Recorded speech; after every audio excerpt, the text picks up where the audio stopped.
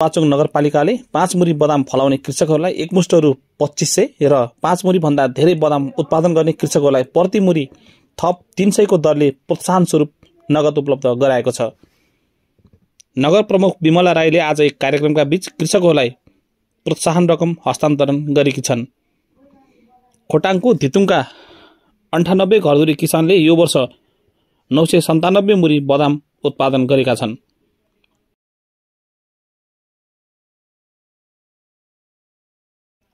प्रोत्साहन रकम उपलब्ध गराउँदै नगर प्रमुख विमला राईले किसानको मनोबल उच्च बनाइराख्न यस्तो कार्यक्रम राखिएको धारणा व्यक्त गरिन्।